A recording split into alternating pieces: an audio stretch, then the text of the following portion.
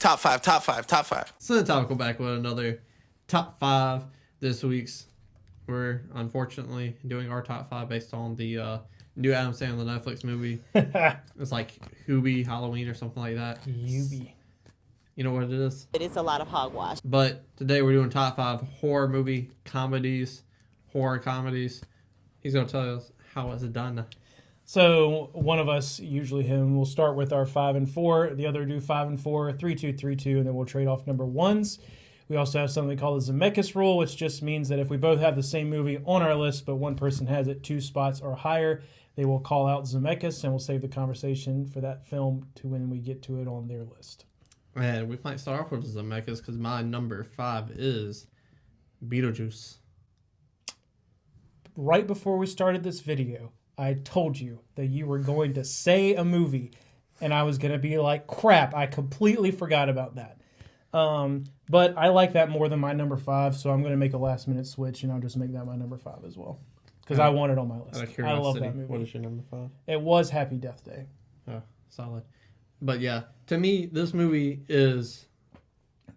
The humor in it is meager, and then Beetlejuice comes on screen, and Michael Keaton's doing whatever he wants. For all 7 minutes. Yeah, exactly. Those 7 minutes are... Go, Jerry. Go! It doesn't matter how many times I've seen this movie. You're laughing out loud all 7 minutes. He's going into whorehouses. He's trying to marry like underage girls. He's doing all kinds of shit that's not suitable. That it doesn't fly. But he makes it funny. Maybe because he's undead. I was about to say, he's also like, not alive. Yeah, so. he's trying to look up girls' skirts that's cut in half, all kinds of stuff. He's a scumbag and I love it and it's hilarious. That's just such a memorable character. It's iconic at this point. Yeah, I don't even disagree with you. And like it just shows off, like most of the time when people talk about actors with range, they're usually just talking about like serious actors that can also do comedy. Michael Keaton has freaking range because he can do serious and comedy, but like the comedy that he does is shit like freaking Beetlejuice. Like he's nuts and it's great and I love everything about it. So yeah, I agree with you. I love like the creepy aspect of it. Everything about that movie just makes me smile, which is pretty rare for a movie that technically fits into the horror genre. My number 4 is going to be a movie close to my heart. Memories, And it's going to be a scary movie too. Yeah. I knew there was going to be a scary movie on your list. Now, for the reasons it's on my list is because I had an Aunt Lisa. She's now passed away, but she was a cool aunt. She was always hooking me up with toys and shit. And whatever my mom says, she'd like, don't worry about that shit, do whatever you want to. She was that kind of aunt. Yeah. No rules. And she was like, your mom said you can watch this movie, but come watch this movie. So I would walk down the street to their house and watch all kinds of movies. And this was a movie where I didn't understand her tits getting super big, but everybody else was laughing, so I was laughing too. I wanted to feel a part of it. The hand, that's something I could actually understand. It's my good hand. I understood that. And it was just like I wasn't supposed to, but she was such a cool aunt. Mm-hmm. And I like vivid memories of watching this with her and her kids. So that's why it's on my list. Yeah. Right there. All right, so my number 5, I subbed in Beetlejuice as well. My number 4 is going to be Warm Bodies. I think it's pretty funny. And I love the premise. Because in almost every zombie movie we get, the zombies are just mindless meatheads, and this one kind of flips that trope a little bit in that, like, you get to hear the inner thoughts of like a guy clinging to the little bit of humanity he's left while fighting his zombie instincts and having to work through not being able to function as a normal human. My number 3 is going to be a 80s classic. Everything you love about the 80s is in this film with the horror twist. It is Ghostbusters. I mean, it's very well directed. That's the thing about the 80s movies, man. It doesn't matter if it's a comedy or an action movie that Schwarzenegger's in or any of those guys. They're well directed movies and they just have these outrageous real life characters thrown in. Like Schwarzenegger with his one-liners, Bill Murray with his comedy, And it makes the movie different, makes it their own. This is one of those movies, obviously, because I just said it was. And Bill Murray and all those SNL guys, Dan Aykroyd, Harold Ramis, they just make the funniest movie because Bill Murray comes in with the dry humor. Dan Aykroyd, his humor's more in your face. And, Harold Ramis, he has more of the high, like, intelligent humor. So all the humor's different. You get different types of humor, and they bounce off each other very well. They work together on tons of movies, SNL, etc. So the chemistry is off the charts. You dig? This is probably the closest to, like, Scooby-Doo type scary that I've seen in a movie. Yeah, because I feel it's that. creepy, but it's not scary. You know what I'm saying? I love Scooby-Doo type humor where it's creepy and not scary. My number 2 is going to be Shaun of the Dead. Edgar Wright, his directing style is his, you know? I mean, that's very unique. is very, like you said, unique. And he makes a movie with elements of movies that he loves, and it's fun to pick up on that on rewatches, which makes you want to rewatch it more, because the initial watch is fun. Again, the comedy and horror are perfectly even. I mean, I would guess you give a nudge to the comedy, but me being a pussy when it comes to watching horror movies, I'm legitimately scared in some parts of this movie. Pussy, pussy, pussy, pussy, pussy, pussy, pussy, pussy. It's a perfect blend of both, I think, because I'm not a big horror fan, and I get scared very easy. So that's why it's so high on my list. My number 3, you mentioned that you loved this specific type of humor. So here it is. My number 3 is Scooby-Doo on Zombie Island. I knew it was coming. I knew it was coming. I love that movie so much. And yeah, it is like 80% nostalgia based. But I've watched this movie once a year around this time. So it's coming up for the last 3 years after watching it a ton as a kid. And it still really holds up to me. Even in terms of animated film, it's really good. The dialogue is clever, the storylines are interesting, the voice acting is spot on, and it's like really well paced, which I normally don't even notice pacing in animated films. But every time I watch this movie, I'm like, this is a really well paced film, and it stands out. This time the monsters are real, and it was the first time that they did that. And I hate that that's kind of like a thing that is more normal now in Scooby-Doo, because I feel like that's not what he's supposed to be about. But it was okay this one time. I love voodoo, not practicing it. I like the idea of it and learning about it. I think the culture is really interesting. I used to date a girl that did voodoo. My shoulder's still fucked up from it. Liar! Nice. And like I love like the bayou and like that atmosphere and everything. Sure. Like this old plantation house. You don't really know who's really on your side and who isn't on your side. And then the whole thing kind of flips around when like they figure out what's really going on. But you just get your classic like Scooby-Doo hijinks, like Shag and Scoob are just drifting off from what they're supposed to be doing to go find the kitchen, and then they inevitably are the first ones that get found by the monster.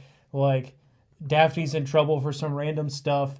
Like it's classic stuff. Dude, I love it. I love it so much. My number 2 is going to be probably the newest film on either of our lists. It's going to be Ready or Not. I've seen it 3 times now.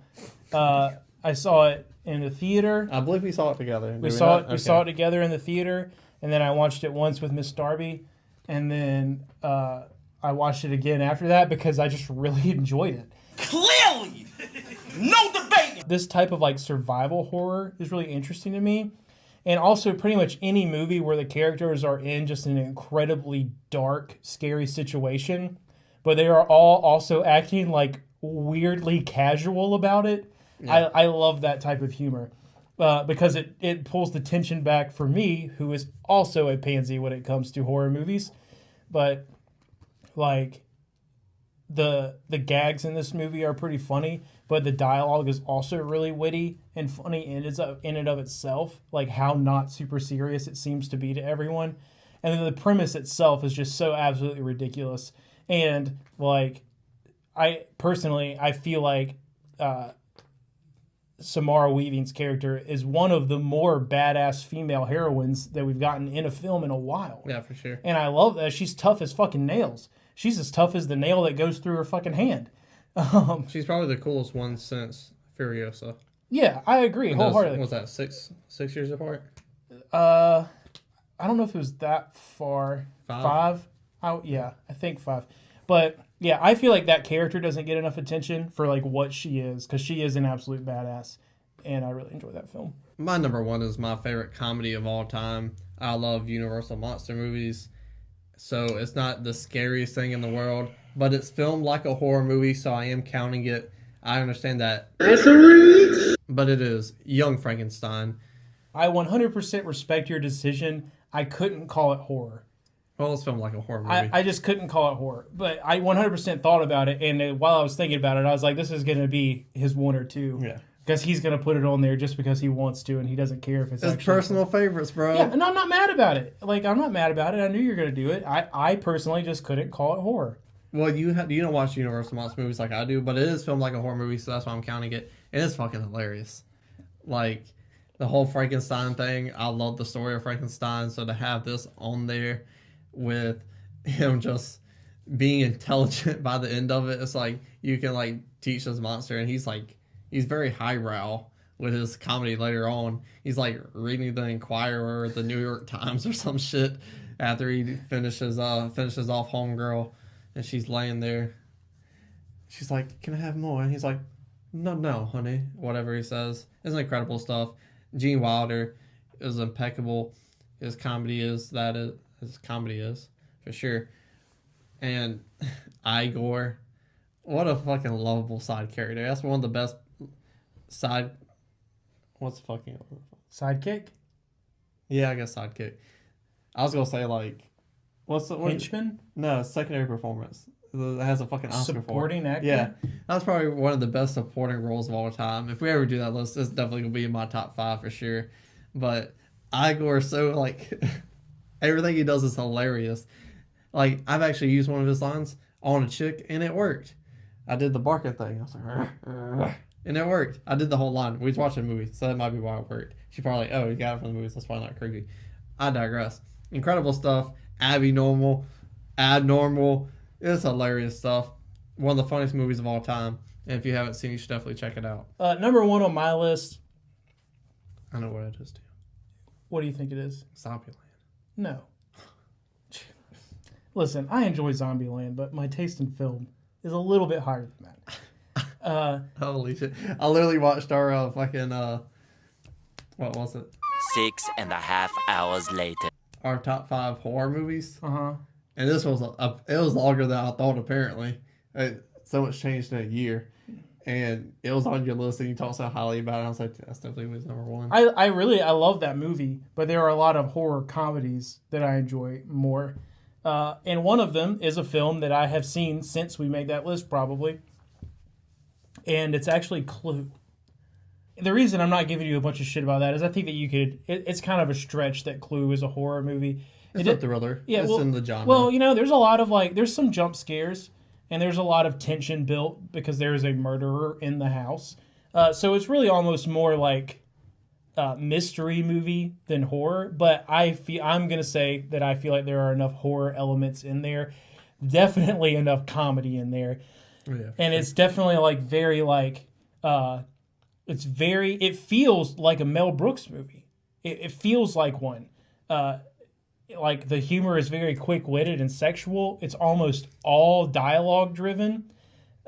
It's like this weird... It's lowbrow humor delivered in a very highbrow way. Yeah, sure. And I feel like that's Mel Brooks to a T. Tim Curry is phenomenal in it.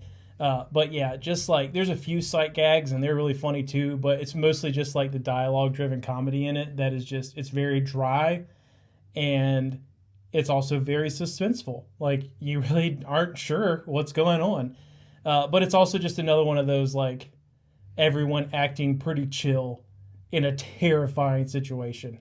And that is just always going to draw me in. So like, I love the age of it. I love like the nostalgia of it. I love the slapsticky Mel Brooksiness of it. And I just really, really like that movie. So we want you to leave a comment. But based on both of our number 1s, don't give a shit because film is perspective. Yes. Everyone's perspective is different. But like we said, please leave a comment. Scroll back up and please hit the like button. Yeah. Share the video. Yeah. Subscribe.